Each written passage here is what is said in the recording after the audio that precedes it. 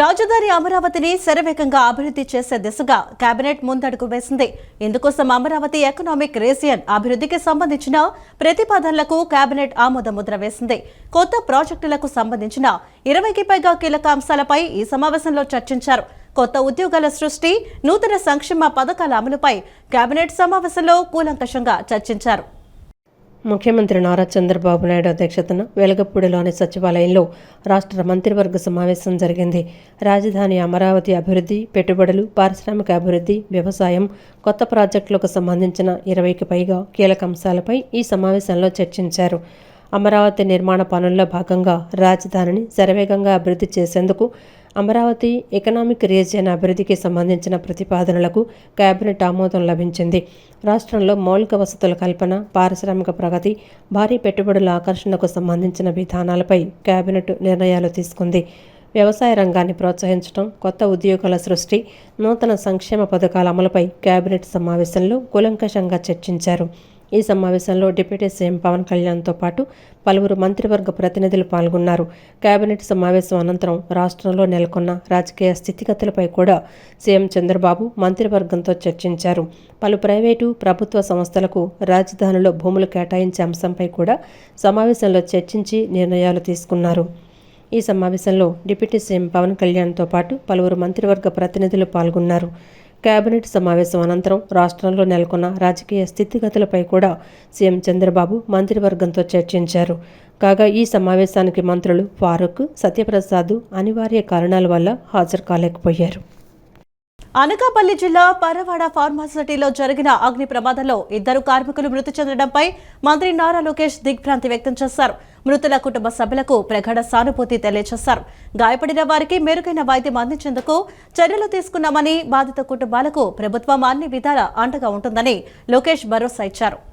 పరవాడ ఫార్మాసిటీలో అగ్ని ప్రమాదంపై ఆంధ్రప్రదేశ్ విద్యాశాఖ మంత్రి నారా లోకేష్ ఎక్స్ వేదికగా స్పందించారు.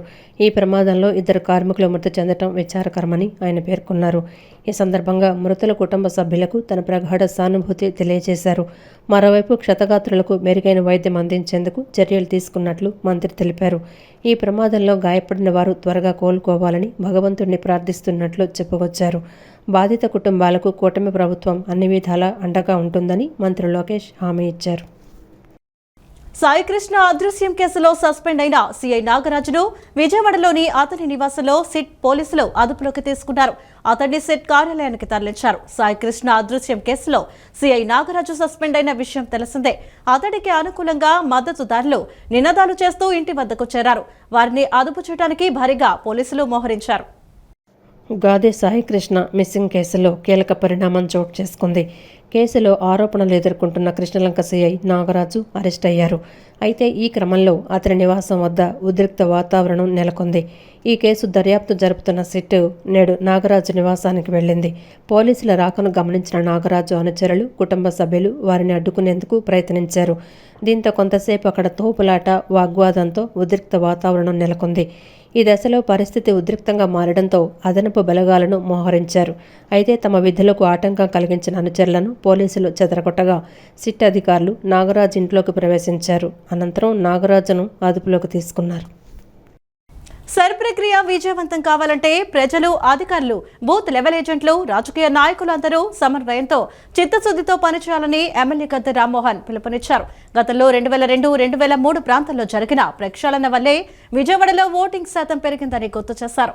ఓటింగ్ శాతం తగ్గడానికి ప్రజలు ఇళ్ల నుంచి రాకపోవటం కారణం కాదని, ఓటర్ల జాబితాలో లోపాలే కారణమని స్పష్టం చేశారు. విజయవాడ తూర్పు నియోజకవర్గ పరిధిలోని 11వ division high school road, Narayana tea stall road పరిసర ప్రాంతాలలో శాసనసభ్యులు గద్దె రామ్మోహన్ ప్రజా సమస్యలపై పర్యటించారు. ఈ సందర్భంగా అక్కడ జరుగుతున్న ఓటర్ల జాబితా ప్రత్యేక సమగ్ర సవరణ కార్యక్రమాన్ని ఆయన పరిశీలించి బూత్ లెవెల్ ఆఫీసర్లతో మాట్లాడారు. అనంతరం ఆయన మీడియాతో మాట్లాడుతూ ఓటర్ల జాబితా సవరణ ప్రక్రియ విజయవంతం కావాలంటే అటు ప్రజలు, ఇటు అధికారులు, బూత్ లెవెల్ ఏజెంట్లు మరియు రాజకీయ నాయకులందరూ సమన్వయంతో చిత్తశుద్ధితో పనిచేయాలని పిలుపునిచ్చారు. BLOలపై పనిభారం ఎక్కువగా ఉన్నందున వారికి ఒక నిర్దిష్టమైన సమయాన్ని కేటాయించి కేవలం ఈ బాధ్యతలే చూసేలా చేయాల్సిన బాధ్యత ప్రభుత్వంపై ఉందన్నారు. అలాగే 20 ఏళ్ల క్రితం నాటి వివరాలు అడిగినప్పుడు ప్రజల నుంచి వచ్చే ప్రతికూల స్పందనను అధిగమించడానికి స్థానిక బూత్ లెవెల్ ఏజెంట్లు చొరవ తీసుకోవాలని సూచించారు. క్షేత్రస్థాయిలో గత 10 రోజులుగా ఎదురవుతున్న ఇబ్బందులను, సమస్యలను నేడు రివ్యూ కోసం వస్తున్న కేంద్ర అధికారుల దృష్టికి తీసుకువెళ్తున్నట్లు ఆయన తెలిపారు. ప్రస్తుత ఓటర్ల జాబితాలో 35 ఏళ్ల క్రితం చనిపోయిన వారి పేర్లు, ఊరు వదిలి వెళ్లిన వారి పేర్లు మరియు డూప్లికేట్ ఓట్లు ఉన్నాయని, వీటన్నింటినీ ప్రక్షాళన చేయాల్సిన అవసరం ఎంతైనా ఉందన్నారు. గతంలో 2002, 2003 ప్రాంతంలో జరిగిన ప్రక్షాళన వల్లే విజయవాడలో ఓటింగ్ శాతం పెరిగిందని గుర్తు చేశారు. ఓటింగ్ శాతం తగ్గడానికి ప్రజలు ఇళ్ల నుంచి రాకపోవడం కారణం కాదని, ఓటర్ల జాబితాలో లోపాలే కారణమని స్పష్టం చేశారు. 195% ఓటింగ్ నమోదు కావాలంటే ఓటర్ల లిస్టు పర్ఫెక్ట్గా ఉండాలని, ప్రస్తుత కార్యక్రమంతో జాబితా మరింత మెరుగుపడుతుందని ఎమ్మెల్యే గద్దె రామ్మోహన్ ఆశాభావం వ్యక్తం చేశారు. అనేకమైన సమస్యలు మన ఫీల్డ్లోకి వెళ్తామంటే రకరకాల సమస్యలు వస్తున్నాయి. ఇప్పుడే నేను అధికారులతో కూడా మాట్లాడటం జరిగింది.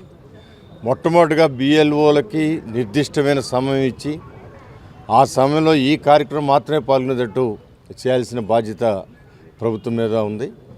అదేవిధంగా BLOలతో సమన్వయం చేసుకుని ప్రజల్లో దీని యొక్క తాత్కాలిక అవసరం లేదా 20 సంవత్సరాల నాడు ఉన్న పర్టికులర్స్ ఇవ్వండి అంటే మాకేం తెలుసు అని వాళ్ళు నెగిటివ్గా మాట్లాడతారు. ఆ సమయంలో BLAలు ఉంటే వాళ్ళు స్థానికంగా తెలిసిన వాళ్ళు కాబట్టి వాళ్ళని కన్విన్స్ చేయగలుగుతారు. BLOలని మీ అధికారులు అనేపాటికి ఒక రకమైన మా రంగారావు గారు ఎగిరినట్టు ఎగిరేస్తూ ఉంటారు పని అవ్వలేదని. అందుకని దీన్ని అధికారులతో ఇవాళ సెంట్రల్ నుంచి అధికారులు వస్తున్నారు రివ్యూ చేయడానికి. వాళ్ళకి ఇక్కడున్న ఈ 10 రోజులు బట్టి మేము పడిన ఇబ్బందులన్నీ కూడా వాళ్ళ దృష్టికి అధికారుల దృష్టికి తీసుకెళ్ళాం. సేమ్ థింగ్ వాళ్ళతో కూడా చర్చించమని మనకి ఇంకా అనుకూలమైన విధానాలు లేదంటే వాళ్ళు ఇంప్రూవ్ చేసి చెప్పడానికి లేదా సమయం పొడిగించడానికి వాటికి అవకాశం ఉంటుంది. ఏదేమైనా కూడా ఇది బాధ్యతగా బట్ కార్యక్రమం మంచి కార్యక్రమే. అర్థం కాక ఎందుకు ఆ లిస్ట్ ఉంటే సరిపోయేది, కొత్త ఓట్లు చేసుకుంటే సరిపోద్ది కదా అంటారు. బట్ ఆ లిస్టులో 35 ఏళ్ళ నాడు చచ్చిపోయిన వాళ్ళ పేర్లు కూడా మాదక ద్రవ్యాల నిర్మూలన కోసం రాష్ట్ర ప్రభుత్వం, పోలీస్ శాఖ, ఈగల్ విభాగం సంయుక్తంగా విస్తృత స్థాయిలో అవగాహన కార్యక్రమాలు నిర్వహిస్తున్నాయని ప్రభుత్వ విప్ సెంట్రల్ నియోజకవర్గం ఎమ్మెల్యే బోండా ఉమామహేశ్వరరావు అన్నారు. మన సమాజంలో ఎవరైనా మాదక ద్రవ్యాల వినియోగం లేదా విక్రయాలకు పాల్పడుతున్నట్లు గమనిస్తే వెంటనే ఈగల్ విభాగం టోల్ ఫ్రీ నెంబర్ 1972కు సమాచారం అందించాలని కోరారు. అంతర్జాతీయ మాదక ద్రవ్యాల వ్యతిరేక దినోత్సవాన్ని పురస్కరించుకొని యువతలో, విద్యార్థుల్లో మాదక ద్రవ్యాల వల్ల కలిగే దుష్పరిణామాలపై అవగాహన కల్పించాలనే ఉద్దేశంతో విజయవాడ సెంట్రల్ నియోజకవర్గం BRTS రోడ్డులో శారదా కళాశాల విద్యార్థులు, కళాశాల యాజమాన్యంతో కలిసి ప్రత్యేక అవగాహన ర్యాలీ నిర్వహించారు. ఈ కార్యక్రమానికి ప్రభుత్వ విప్ సెంట్రల్ నియోజకవర్గ ఎమ్మెల్యే బోండా ఉమామహేశ్వరరావు ముఖ్య అతిథిగా విచ్చేశారు. ఈ సందర్భంగా ఎమ్మెల్యే మాట్లాడుతూ మాదక ద్రవ్యాలు యువత భవిష్యత్తును నాశనం చేయటమే కాకుండా కుటుంబ వ్యవస్థను, సమాజాన్ని కూడా దెబ్బతీస్తాయని పేర్కొన్నారు. అందువల్ల ప్రతి ఒక్కరూ బాధ్యతగా వ్యవహరించి డ్రగ్స్ రహిత సమాజ నిర్మాణానికి తమ వంతు సహకారం అందించాలని పిలుపునిచ్చారు. అనంతరం నవజీవన్ బాలభవన్ సంస్థ డైరెక్టర్ తంబి మాట్లాడుతూ పిల్లలు, యువత మత్తు పదార్థాల జోలికి వెళ్లవద్దని కోరారు.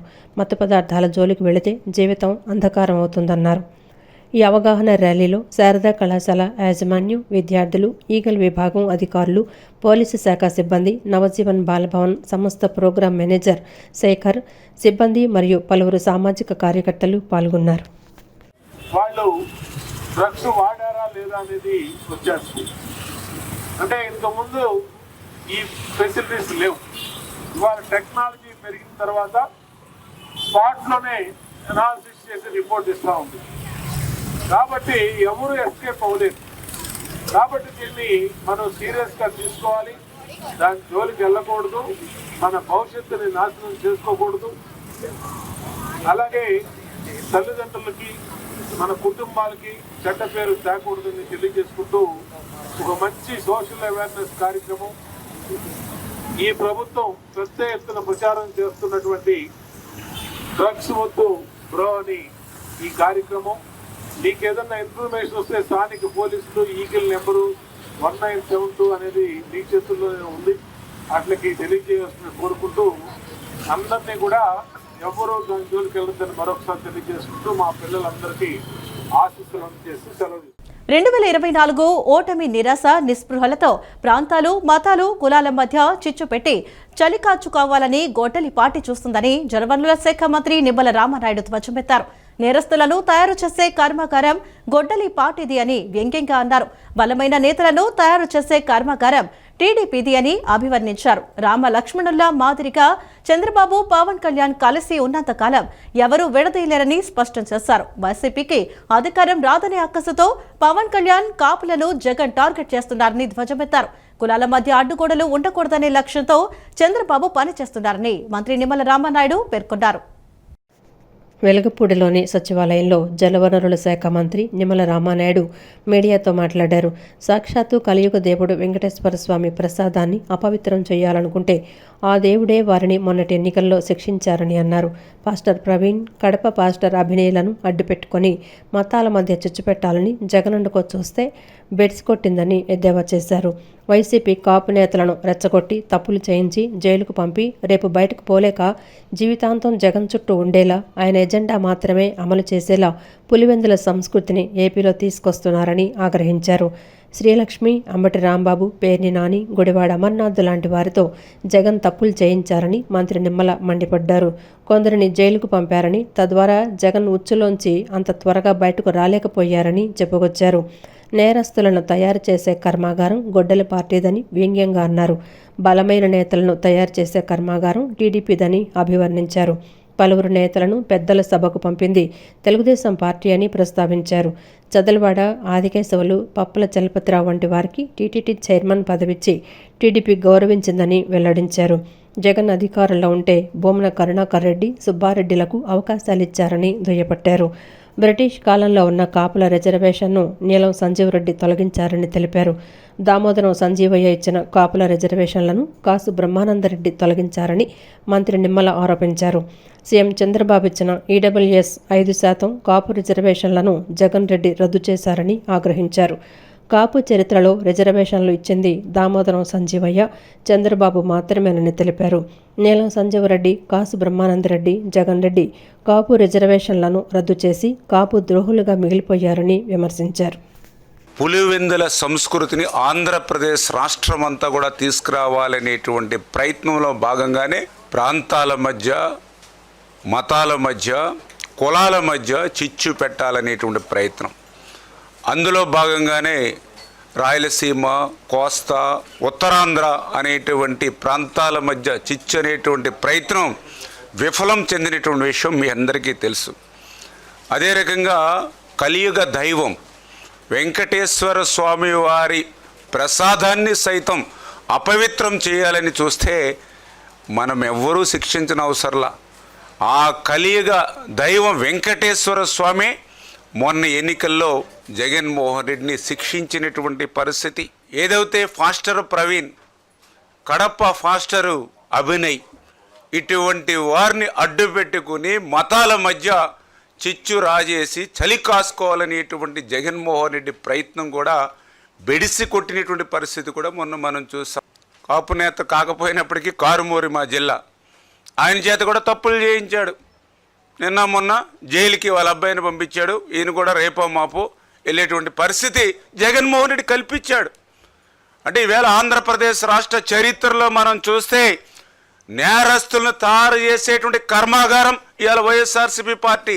బూతు నేతలుగా, రోత నేతలుగా మార్చి వాళ్ళ జీవితాల్ని నాశనం చేస్తున్నటువంటి జగన్మోహన్ రెడ్డి యొక్క కబంధ హస్తాలు, ఆయన యొక్క వైఖరిని ఈవేళ గుర్తుపెట్టుకోమని తోటి కాపు సోదరులను కూడా మీ ద్వారా కూడా తెలియజేసుకుంటూ ఉన్నా.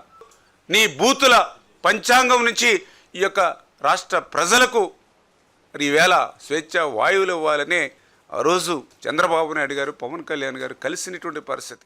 మండపేటకు చెందిన యువకుడు ప్రగడ శ్రీకృష్ణ భగవాన్ ఆత్మహత్య ఘటనపై మరోసారి రాజకీయ దుమారం రేగింది. ఎమ్మెల్సీ తోట త్రిమూర్తులపై బాధిత కుటుంబ సభ్యులు తీవ్ర స్థాయిలో విమర్శలు చేశారు. ఆనాడు తమ కుటుంబానికి అండగా నిలబడలేదని ఆరోపించారు. కాపుల ద్రోహి త్రిమూర్తులు అని ధ్వజమెత్తారు. నగరంలోని ఓ హోటల్ నందు నిర్వహించిన మీడియా సమావేశంలో irrigation development corporation chairman Leelakrishna, Pragada Srikrishna Bhagavan కుటుంబ సభ్యులు, జనసేన నాయకులు, ఎమ్మెల్సీ తోట త్రిమూర్తులపై సంచలన ఆరోపణలు చేశారు. Irrigation development corporation chairman Leelakrishna మాట్లాడుతూ 2022 మార్చిలో మండపేట నియోజకవర్గంలో యువకుడు ప్రగడ శ్రీకృష్ణ భగవాన్ ఆత్మహత్య చేసుకున్నాడన్నారు. CI Durgaprasad, Mandapeta Vaishnavi college principal Satiswamireddy, DSP Balachandrareddy ఆత్మహత్యకు కారణమని, న్యాయం చేయాలని మండపేటలో కాపులంతా ధర్నా చేస్తే తమని నిర్బంధించి అక్రమ కేసులు బనాయించారన్నారు. ఘటన జరిగిన సమయంలో అధికారంలో ఉన్న వైఎస్ఆర్సీపీ ఎమ్మెల్సీ తోట త్రిమూర్తులు బాధిత కుటుంబ సభ్యుల్ని పరామర్శించలేదన్నారు. తాను వేగుళ్ల జోగేశ్వరరావు అక్కడికి వెళితే తమని గదిలో నిర్బంధించారన్నారు. తోట త్రిమూర్తులు బాధిత కుటుంబానికి అండగా నిలవలేదన్నారు. పవన్కు వ్యతిరేకంగా సామాజిక వర్గాల్లో వ్యతిరేకత తెచ్చేలా దుష్టచతుష్టయం ఏర్పడిందన్నారు.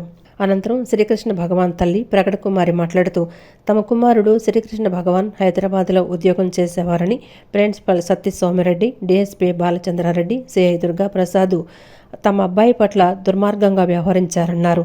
తమ కుమారుడిని తీవ్రంగా కొట్టి చిత్రహింసలు పెట్టి ఆత్మహత్య చేసుకునేలా చేశారన్నారు. వైఎస్ఆర్సీపీ ఎమ్మెల్సీ తోట త్రిమూర్తులు కాపు సామాజిక వర్గీయులైన తమని కనీసం పట్టించుకోలేదన్నారు. తోటి కాపులకు అన్యాయం జరిగితే తోట త్రిమూర్తులు తమ వైపు కన్నెత్తి చూడలేదన్నారు.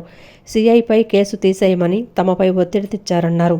తనకు డబ్బులిస్తానని పలు రకాలుగా ప్రలోభ పెట్టారని ఆరోపించారు. ప్రతి కుటుంబానికి, భూమి లేని కుటుంబానికి 2 ఎకరాల భూమి అని చెప్పింది. కానీ భూమి ఇచ్చినటువంటి పరిస్థితి లేదు. అందుకోసంగా ఈరోజు వ్యవసాయ కార్మిక సంఘం కేవీపీఎస్ సామాజిక సమస్యలపై శంఖారామం పేరుతోటి కులవివక్ష లేని సమాజం కోసం కథలు రమ్మని చెప్పి దళిత సంఘాలని, ప్రజా సంఘాలని, ప్రజల్ని కోరుతా ఉన్నాం, ఉద్యోగులందరినీ కోరుతా ఉన్నాం.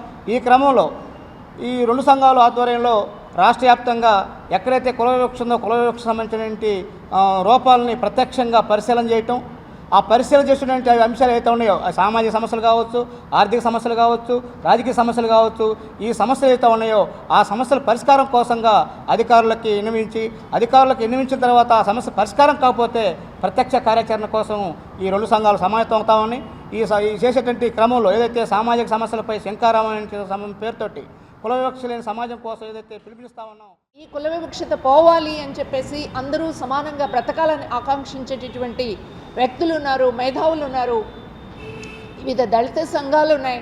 వీళ్ళందరినీ కూడా కలిసి రమ్మని చెప్పేసి అడుగుతూ ఉన్నాం. వచ్చే 2 నెలల పాటు జూలై, ఆగస్టు నెలలో దీన్ని రాష్ట్రవ్యాప్తంగా ఒక పెద్ద ఉద్యమంగా తీర్చిదిద్దడం ద్వారా ఈ రాష్ట్రంలో ఏదైతే ఈరోజు అధికారంలో ఉన్నటువంటి కూటమి బీజేపీ ప్రభావంతో సనాతన ధర్మం పేరిట మన ధర్మాన్ని తీసుకొచ్చి దళితులు అసలు ఏ వర్ణ ధర్మంలో లేనటువంటి దళితుల్ని మరింత దూరం పెట్టేటటువంటి ఒక ప్రక్రియ, దళితుల మీద దాడులు జరుగుతున్న ప్రక్రియ పెరిగినటువంటి ముఖ్యమంత్రి చంద్రబాబు నాయుడు అధికారంలో ఉన్నప్పుడల్లా ఆంధ్రప్రదేశ్ రాష్ట్ర రోడ్డు రవాణా సంస్థకు ముప్పు వాటిల్లుతోందని ఏపీసీసీ చీఫ్ వైఎస్ షర్మిలారెడ్డి ఆరోపించారు. ఏపీఎస్ఆర్టీసీ జేఎస్సీ చేపట్టిన ఉద్యమానికి కాంగ్రెస్ పార్టీ సంపూర్ణ మద్దతు ప్రకటిస్తోందని తెలిపారు. సంస్థను కేవలం అద్దె బస్సులకు అడ్డాగా మార్చవద్దని, అడ్వాన్స్డ్ టెక్నాలజీతో కూడిన ఎలక్ట్రికల్ బస్సులను ప్రైవేటు వ్యక్తులకు అప్పగించకుండా ఆర్టీసీ యాజమాన్యమే నేరుగా కొనుగోలు చేసి సొంతంగా వ్యవహరించాలని డిమాండ్ చేశారు. ముఖ్యమంత్రి చంద్రబాబు నాయుడు అధికారంలో ఉన్నప్పుడల్లా ఆంధ్రప్రదేశ్ రాష్ట్ర రోడ్డు రవాణా సంస్థకు ముప్పు వాటిల్లుతోందని ఏపీసీసీ చీఫ్ వైఎస్ షర్మిలారెడ్డి తీవ్ర ఆగ్రహం వ్యక్తం చేశారు. ప్రజా రవాణా వ్యవస్థను ప్రైవేటు వ్యక్తులకు కట్టబెట్టేందుకు, సంస్థను అమ్మేసేందుకు చంద్రబాబు కుట్రలు పన్నుతున్నారని ఆమె ఆరోపించారు. నాడు అద్దె బస్సుల విధానం ప్రవేశపెట్టడం నుండి నేడు వాయు కాలుష్యం పేరిట ఈ బస్సులను రంగంలోకి దించడం వరకు ఆర్టీసీని ప్రైవేటీకరించడానికి చంద్రబాబు చెయ్యని ప్రయత్నమంటూ లేదని ఆమె విమర్శించారు. పేదవాడి రవాణా వ్యవస్థను దెబ్బతీసే విధంగా కూటమి ప్రభుత్వం అవలంబిస్తున్న సైలెంట్ కిల్లింగ్ పాలసీలను ఆంధ్రప్రదేశ్ కాంగ్రెస్ పార్టీ పక్షాన తీవ్రంగా వ్యతిరేకిస్తున్నట్లు షర్మిల స్పష్టం చేశారు. ఆర్టీసీ అస్తిత్వాన్ని దెబ్బతీయాలని చూస్తే సహించేది లేదని హెచ్చరించిన ఆమె ప్రస్తుతం ఏపీఎస్ఆర్టీసీ జేఏసీ చేపట్టిన ఉద్యమానికి కాంగ్రెస్ పార్టీ సంపూర్ణ మద్దతు ప్రకటిస్తోందని తెలిపారు. సంస్థను కేవలం అద్దె బస్సులకు అడ్డాగా మార్చవద్దని, అడ్వాన్స్డ్ టెక్నాలజీతో కూడిన ఎలక్ట్రికల్ బస్సులను ప్రైవేటు వ్యక్తులకు అప్పగించకుండా ఆర్టీసీ యాజమాన్యమే నేరుగా కొనుగోలు చేసి సొంతంగా నిర్వహించాలని డిమాండ్ చేశారు. వీటితో పాటు ఆర్టీసీలో ఖాళీగా ఉన్న 10,000 పోస్టులను వెంటనే భర్తీ చేయాలని, సంస్థకు చెందిన విలువైన స్థలాలను లీజుకిచ్చే కుట్రలను నిలిపివేయాలని ఆమె ప్రభుత్వాన్ని కోరారు. అలాగే ఉద్యోగుల వేతన సవరణకు సంబంధించిన ఆర్థిక అంశాలను కూడా ప్రభుత్వం తక్షణమే పరిష్కరించాలని వైఎస్ షర్మిలారెడ్డి డిమాండ్ చేశారు. ఎంపీ కేశినేని శివనాథ్ పార్లమెంటు నియోజకవర్గ అభివృద్ధితో పాటు ప్రజల ఆరోగ్యం పట్ల ప్రత్యేక శ్రద్ధ వహిస్తున్నారని టీడీపీ నేత బొప్పన భవకుమార్ పేర్కొన్నారు. సంక్షేమం, అభివృద్ధితో పాటు ప్రజల ఆరోగ్యం పట్ల కూటమి ప్రభుత్వం చొరవ చూపుతుందని వెల్లడించారు. రాష్ట్రంలో జరుగుతున్న పరిణామాలను ప్రజలు గమనించాలని, వైసీపీ చేస్తున్న అసత్య ప్రచారాలను తిప్పికొట్టాలని ఆయన కోరారు. గురునానక్ కాలనీలోని ఎంపీ కేశినేని శివనాథ్ కార్యాలయంలో ఆయన ఆధ్వర్యంలో పల్లెం పెద్దేశ్వరరావు హాస్పిటల్ సహకారంతో గుండె సంబంధిత వ్యాధుల ఉచిత చికిత్సా శిబిరం నిర్వహించారు. ఈ శిబిరంలో ఖరీదైన ఈసీజీ, టుడీ ఎకో, గుండె స్కానింగ్, యాంజియోగ్రామ్ తదితర పరీక్షలు ఉచితంగా నిర్వహించారు. ప్రజలు ఈ వైద్య శిబిరంలో పాల్గొని సద్వినియోగం చేసుకున్నారు. ఈ సందర్భంగా టీడీపీ నేత బొప్పన భవకుమార్ మాట్లాడుతూ ఎంపీ కేశినేని శివనాథ్ పార్లమెంటు నియోజకవర్గ అభివృద్ధితో పాటు ప్రజల ఆరోగ్యం పట్ల ప్రత్యేక శ్రద్ధ వహిస్తున్నారని చెప్పారు. ఎన్నికలకు ముందు కూడా వైద్య శిబిరాలు ఏర్పాటు చేసి అనేక మందికి ఉచితంగా మందులు, చికిత్సలు చేశారని గుర్తు చేశారు. ఇటు సంక్షేమం, అటు అభివృద్ధితో పాటు ప్రజల ఆరోగ్యం పట్ల కూటమి ప్రభుత్వం ప్రత్యేక శ్రద్ధ వహిస్తోందని చెప్పారు. వైసీపీ నేతలు చేస్తున్న రాజకీయాలు చూసి ప్రజలు అసహ్యించుకుంటున్నారని ధ్వజమెత్తారు. రాష్ట్రంలో లా అండ్ ఆర్డర్ అదుపులో ఉందని, ప్రజలు సురక్షితంగా ఉన్నారని చెప్పారు. ప్రజలు వైసీపీ చేసే అసత్య ప్రచారాలు నమ్మవద్దని హితవు పలికారు.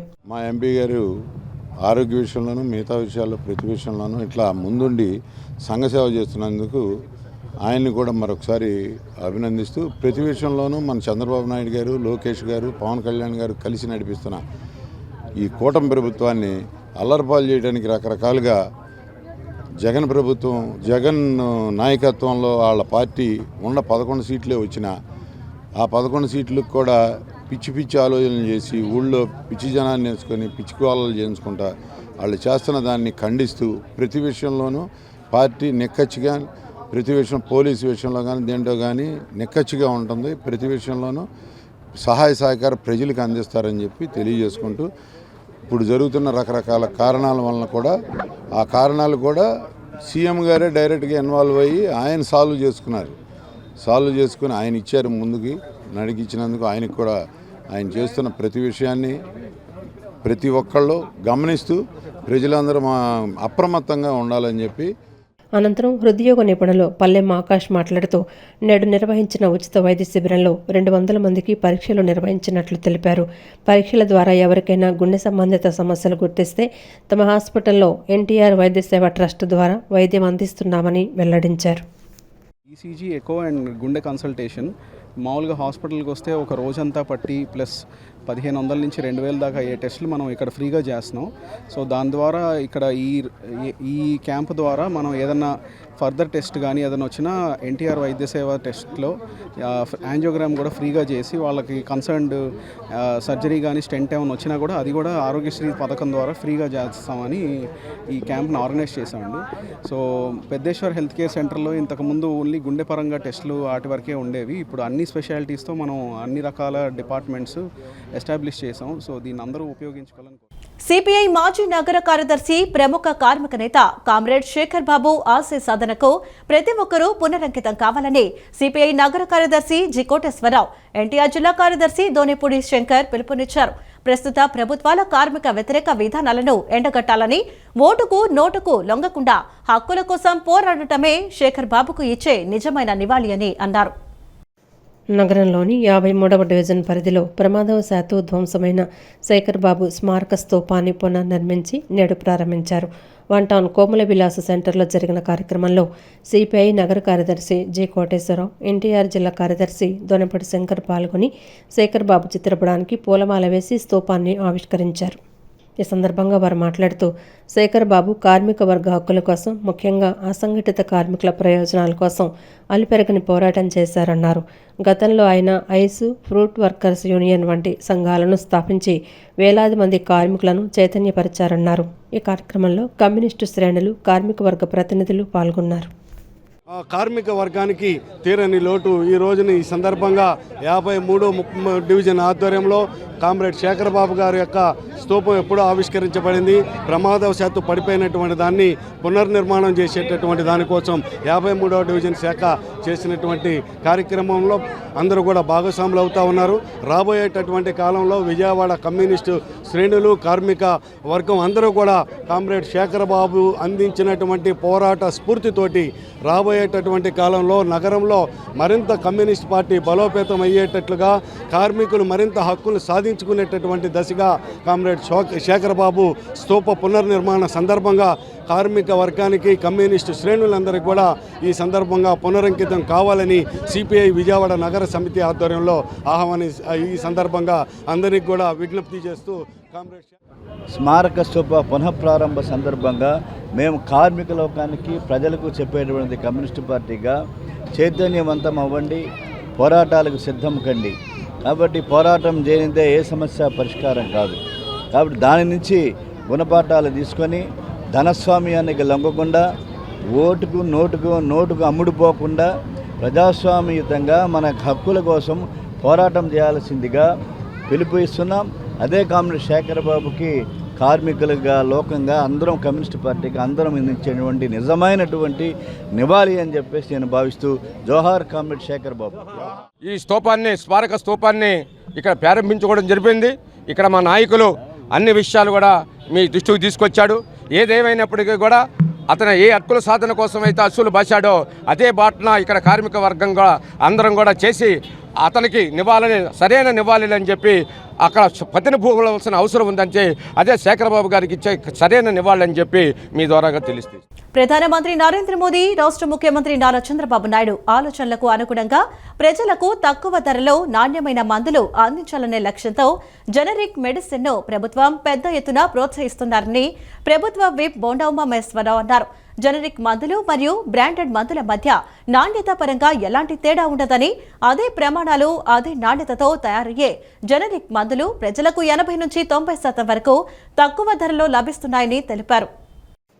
విజయవాడ సెంట్రల్ నియోజకవర్గంలోని 25వ డివిజన్ దుర్గాగ్రహారం ఏలూరు రోడ్డులో ఉన్న జెన్విస్ మెడిసిన్స్ ఎన్ఆర్హెచ్ జనరిక్ మెడిసిన్ స్టోర్లో జెన్విస్ రెమెడీస్ మోడల్ ఫ్రాంచైజీ మరియు విజయవాడ రీజనల్ ఆఫీస్ ప్రారంభోత్సవ కార్యక్రమం ఘనంగా నిర్వహించారు. ఈ కార్యక్రమానికి ప్రభుత్వ విప్, సెంట్రల్ నియోజకవర్గ ఎమ్మెల్యే బోండా ఉమామహేశ్వరరావు ముఖ్య అతిథిగా హాజరై ప్రారంభించారు. ఈ సందర్భంగా బోండా ఉమ మాట్లాడుతూ జనరిక్ మందులు మరియు బ్రాండెడ్ మందుల మధ్య నాణ్యత పరంగా ఎలాంటి తేడా ఉండదని, అదే ప్రమాణాలు, అదే నాణ్యతతో తయారయ్యే జనరిక్ మందులు ప్రజలకు 80 నుంచి 90% వరకు తక్కువ ధరలో లభిస్తున్నాయని తెలిపారు. నిత్యం వాడే బీపీ, షుగర్, గుండె, కిడ్నీ తదితర వ్యాధులకు సంబంధించిన మందులు కూడా జనరిక్ రూపంలో అందుబాటులో ఉన్నాయని, ప్రజలు వీటిపై అవగాహన పెంచుకొని వినియోగించుకోవాలని సూచించారు. ఆంధ్రప్రదేశ్ రాష్ట్ర వ్యాప్తంగా జనరిక్ మెడిసిన్ స్టోర్ల విస్తరణ ద్వారా ప్రజలకు ఆరోగ్య సేవలను మరింత చేరువ చేస్తున్నారని పేర్కొన్నారు. ముఖ్యంగా మధ్యతరగతి మరియు పేద వర్గాల ప్రజలకు నాణ్యమైన మందులు అందుబాటు ధరల్లో లభించేందుకు జనరిక్ మెడిసిన్స్ ఎంతో దోహదపడుతున్నాయన్నారు. బ్రాండెడ్ మందుల పేరుతో అధిక ధరలు చెల్లించాల్సిన అవసరం లేకుండా జనరిక్ మెడిసిన్స్ ప్రజలకు ఉత్తమ ప్రత్యామ్నాయంగా నిలుస్తున్నాయని పేర్కొన్నారు. జెన్విస్ రెమెడీస్ ఇది ఆంధ్రప్రదేశ్లో విస్తృతంగా అన్ని చోట్ల ఫ్రాంచైజ్ ఓపెన్ చేస్తూ ఉన్నారు. చాలా సంతోషం.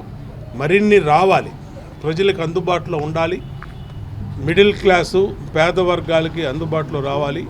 ఇవాళ అనేక బ్రాండ్ పెట్టుకొని ఆ బ్రాండ్తో ఎవరైతే మరి అధిక ధరలు వసూలు చేస్తూ ఉన్నారో దానికి ఏకైక రెమెడీ జనరిక్ మెడిసిన్. కాబట్టి ఈ నియోజకవర్గంలో దీన్ని ఇక్కడ స్టేట్లో లాంచ్ చేశారు. గతంలో నా చేతుల మీదుగానే ఇవాళ జిల్లాల వారీగా అన్ని రాష్ట్రంలో అన్ని ఊళ్ళలో కూడా పెద్ద ఎత్తున స్టోర్స్ ఓపెన్ చేస్తూ ఉన్నారు. ఈరోజు ఏలూరు రోడ్లో మరొక స్టోర్ ఓపెన్ చేశారు. సంతోషం, ఆల్ ది బెస్ట్.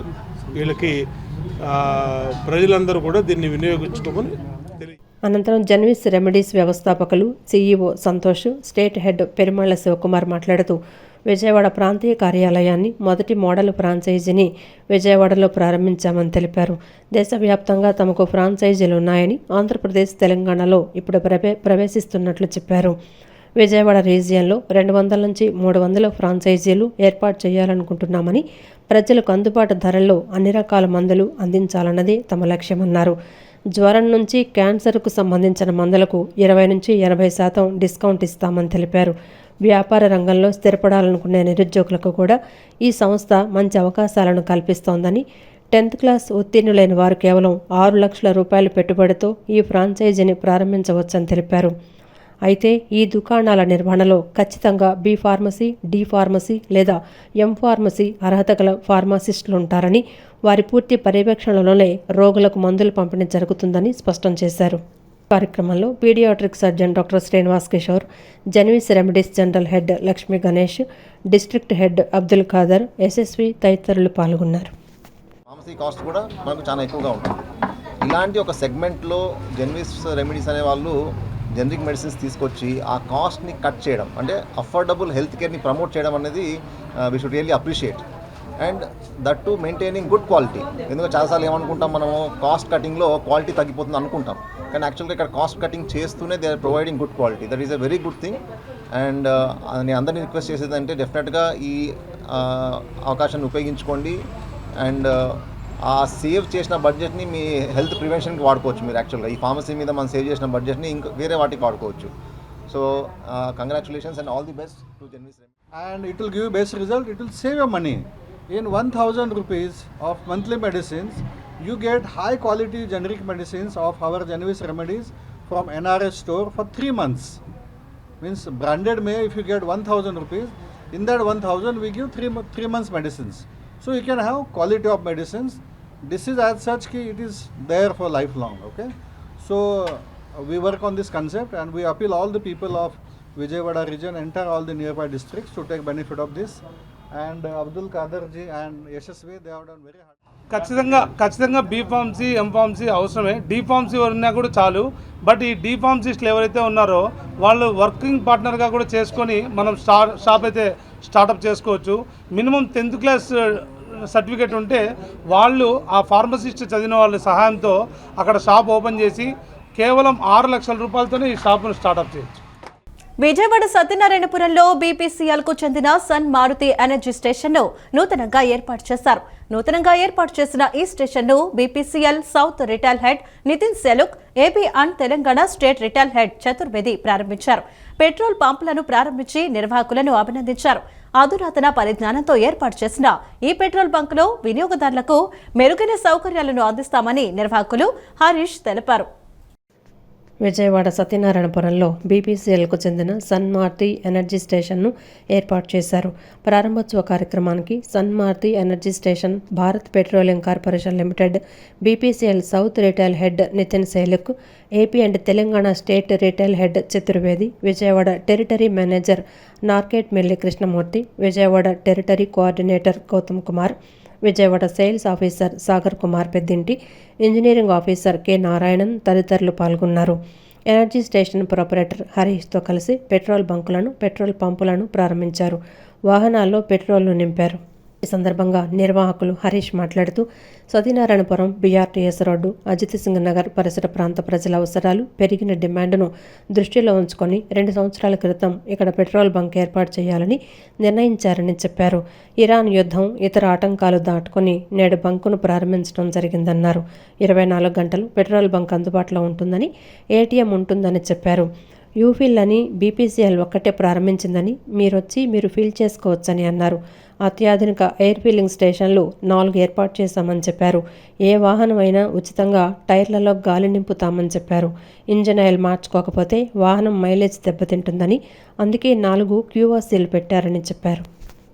ఎయిర్ ఉంటుందండి, ఏటీఎం మీకు ఏటీఎం కూడా ఉంటుంది, పైన్ ల్యాబ్స్ వాళ్ళది ఏటీఎం కూడా ఉంటుంది. యూఫిల్ అని ఆధునికంగా బీపీసీఎల్ ఒక్కటే స్టార్ట్ చేసిందండి. ప్రజలందరూ తెలుసుకోవాల్సింది ఏంటంటే, యూఫిల్ అంటే మీరు ఫిల్ చేసుకోవచ్చు.